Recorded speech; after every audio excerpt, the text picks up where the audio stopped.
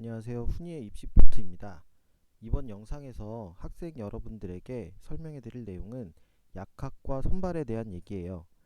약학과 선발인데 그 중에서도 뭐에 대한 얘기를 할 거냐면 이 약학과 선발에 있어서 수능이 얼만큼의 영향을 주느냐, 그리고 왜 우리가 수능을 공부를 해야 되느냐에 대한 얘기를 해보려고 해요. 일단 2022학년도부터 대입에서는 약학과를 신입생으로 해서 선발하기 시작을 했고, 지금 현재 약학과가 있는 대학교는 전국에 36개 대학의 약학과가 있어요. 근데 그 중에서 34개 대학교에서부터 이제 올해는 선발이 시작이 되고, 그 인원은 1583명.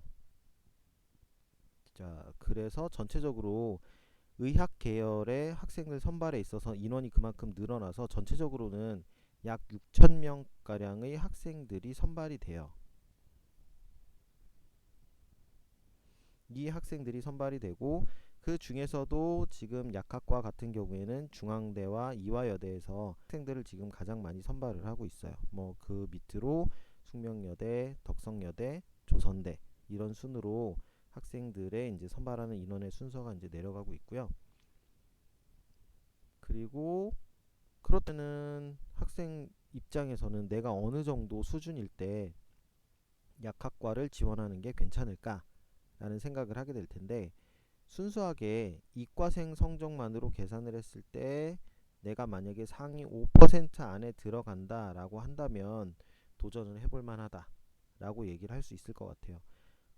그런데 이제 지금 문과, 이과가 없어지는 그런 상황에서 선발이 들어가기 때문에 이과생만의 상위 5%다라고 하면은 학생 입장에서는 계산하기 좀 어려울 것 같아요.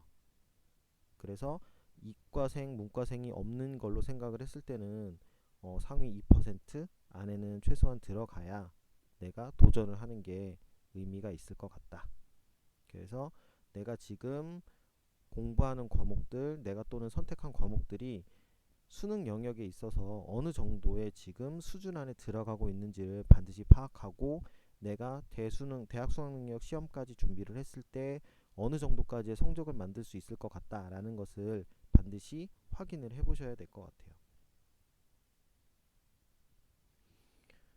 약학과를 선발하는 방법은 다른 학과들하고 비슷해요. 학생부 교과 전형, 학생부 종합 전형, 그 다음에 정시 수능 전형, 이렇게 이제 크게 세 종류로 나눌 수 있는데, 다른 학과들하고는 다르게 학생부 종합 전형에 비해서는 학생부 교과 전형의 비중이 좀 더 높다. 그래서 학생부 교과의 비중을 좀 더 주는 것이 필요하고, 학생부 교과만 비중을 두는 것이 아니라 이와 더불어서 수능 최저도,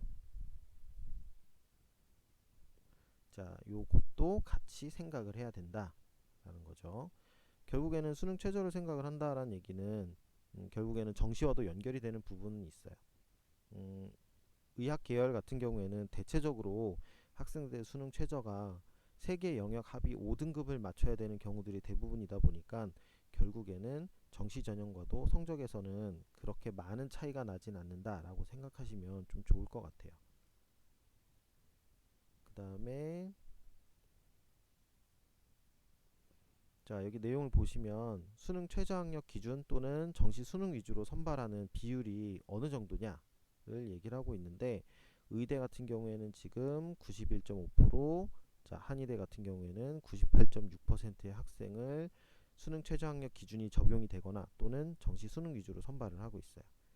그리고 약대 같은 경우에는 89.1%의 학생들을 수능 최저학력 기준이 적용이 되거나 또는 정시 수능 위주로 선발을 하기 때문에 적은 비중이라고 볼 수가 없겠죠. 그렇기 때문에 약학과를 준비를 하는 학생들 같은 경우에는 수능에 대한 대비를 반드시 해야 한다.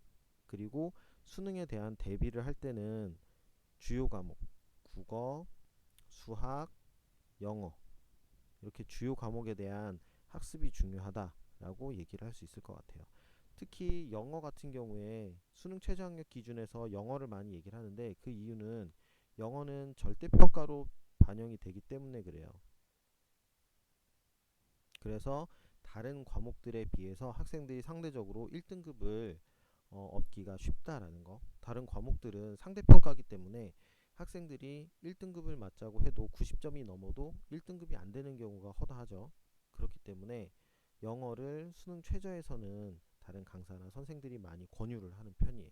상대적으로 학생들이 좀 편하게 유리한 점을 가지고 갈 수 있기 때문에 그렇죠. 그렇기 때문에 국어, 수학, 영어의 주요 과목의 학습이 필요하다. 이렇게 얘기를 하고 있고, 국어나 수학을 얘기하는 이유는 혹시나 내가 수시만 지원하는 것이 아니라 정시까지도 생각하고 있다면 정시로 넘어갔을 때 수학과 국어의 비중이 상대적으로 높기 때문에 그래요. 그래서 이 부분을 잘 생각하셔야 되고, 특히나 수학 같은 경우에는 정시 수능 전형에서 비중이 높은 편이에요.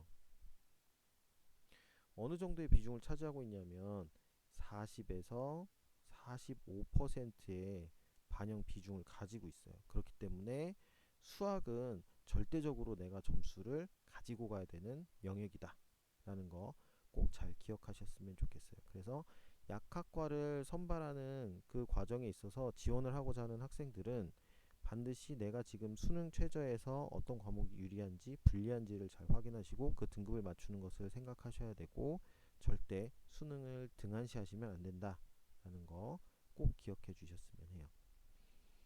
다음 영상에서는 약학과 선발 기준에 대해서 좀 더 구체적으로 알아보고 학생들이 영역이라던가 과목별로 어느 정도의 성적 또는 어느 정도의 비율로 들어가는지 그런 것들에 대한 대비에 대한 설명을 해드릴게요. 그러면 다음 밑에 영상을 밑에 내용을 좀 더 볼게요. 이거는 지금 2022학년도 수능의 반영 비율이에요. 실질적인 수치로 봤을 때 지금 학생들이 대비해야 되는 건 정시, 그 다음에 수시 이렇게 있는데, 수시 같은 경우에는 지금 이거는 수능 최저를 의미하는 거예요. 수능 최저를 통해서 수능을 반영하는 비율이 45.2%로 차지를 하고 있다라는 걸 보여주고 있는 거기 때문에, 그래서 학생 여러분들이 이런 비율적인 수치적인 측면으로 봤을 때에도 수능을 등한시하면 안 된다라는 거. 특히나 지금 의학 계열에서는 약학과가 새로 이렇게 등장을 하게 되면서 오히려 의대보다도 경쟁률이 더 높을 수도 있다라는 예측까지 하고 있어요. 그렇기 때문에 약학과가 신설이고 오히려 조금 더 낫지 않을까라는 생각은 하지 않으셨으면 합니다. 앞에서 다시 얘기했듯이 다음 영상에서